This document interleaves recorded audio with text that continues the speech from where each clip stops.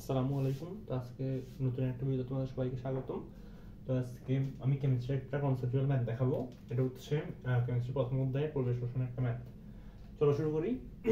অনেক বড় একটা কোশ্চেন, এটা আমি একটা বই থেকে কালেক্ট করছি। তো দেখা যাক কিরকম ফরম্যাটটা। আচ্ছা, এই কি বলছে, ভূপৃষ্ঠে 136 কিলোপ্যাসকেল চাপে একটি বেলুনের 3.2 × 10⁻³ metre cube H hydrogen gas ভর্তি আছে। গ্যাসের আয়তন বেলুনের সর্বোচ্চ প্রসারণের এত অংশ। আচ্ছা, বেলুনটা ভূপৃষ্ঠ হতে উড়িয়ে দেওয়া হলো, কোনো উচ্চতা অতিক্রমের পর বেলুনটি ফেটে যাবে। তাপমাত্রা স্থির। এখানে একটা এই কথাটা দেখে এটা বুঝতে হবে যে এটা সমতাপীয় যে প্রক্রিয়া আছে ওইটা, মানে হচ্ছে এটা বয়েলের যেই সূত্রটা এটা ওটা এটার ক্ষেত্রে ওইটা খাটবে, কারণ এখানে শুধুমাত্র কি দেওয়া আছে, চাপ দেওয়া আছে, আয়তন দেওয়া আছে, এরপর এটা বলে দিছে।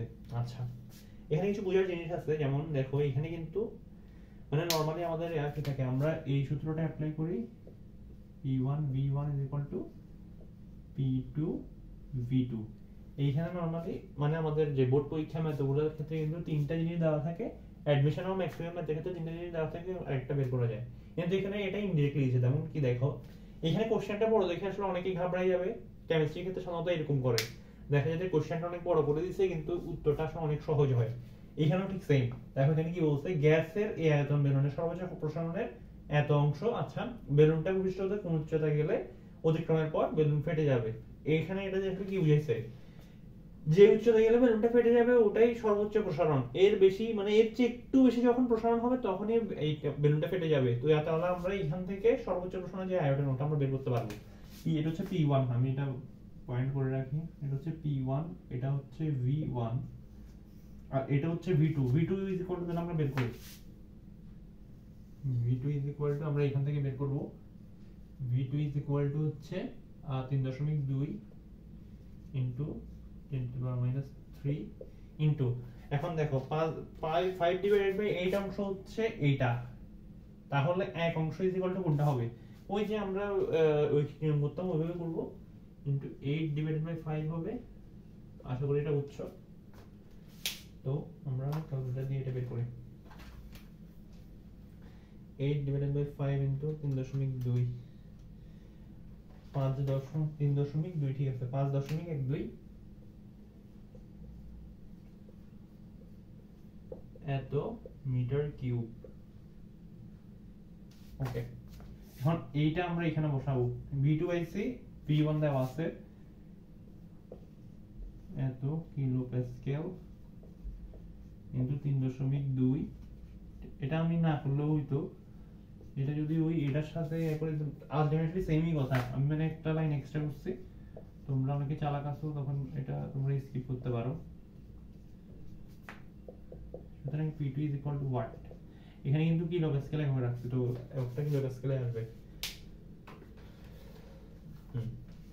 দেখি 136 ইনটু 3.2 ডিভাইডেড বাই 5.12, তাহলে আসতেছে 85 কিলো প্যাসকেল।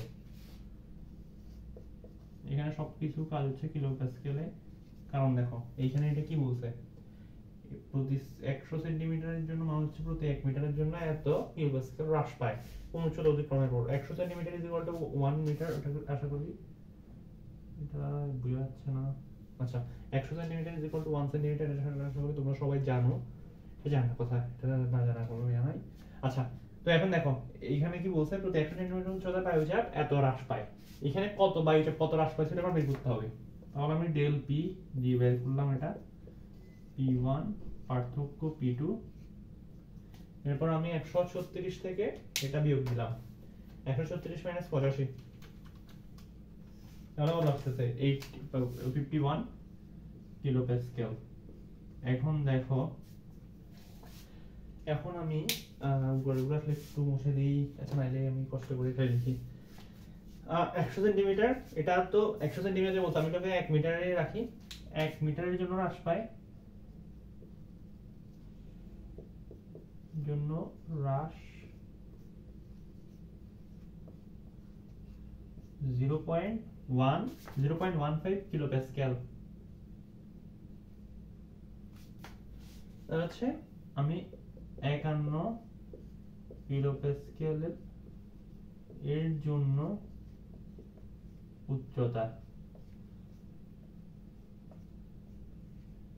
তাহলে দেখো এটা উল্টা করে করো, ধরো এটাই মানে এটাই পাশে থাকলে ওটার পাশে থাকলে তাহলে কি হবে, এত কিলো প্যাসকেলের জন্য চাপ হ্রাস হচ্ছে, উচ্চতা হচ্ছে এত, এর আচ্ছা হ্যাঁ আমি বলি, এটার মানে 0.15 কিলো প্যাসকেল, আমি এটা শর্টকাটে লিখছি, কিলো প্যাসকেল হ্রাসের জন্য উচ্চতা হচ্ছে 1 মিটার, তাহলে 1 এর জন্য হচ্ছে কত, 1 এর জন্য হচ্ছে 1 ডিভাইড বাই 0.15, তাহলে 51 এর জন্য কত, 51 ডিভাইডেড বাই 0.15 কিলো প্যাসকেল। আচ্ছা এটা আমি আসলে আরেকটা একক দিয়েও বুঝাই, এটা তোমরা একক দিয়েও কাউন্ট করতে পারো, এত এটা তো কিলো প্যাসকেলে আছে, ওটা কিলো প্যাসকেল পার মিটার, এখানে তো বলেই দিছে এত উচ্চতায় জন্য এত হ্রাস পায়, তার মানে কি এই হ্রাসটা আমি এভাবেই করলাম, তাহলে আলটিমেটলি আসতেছে এটা এটা কাটা যাচ্ছে, ওই মিটারে আসতেছে, মিটার বা মিটারের এটা বাকি থাকতেছে আর কি,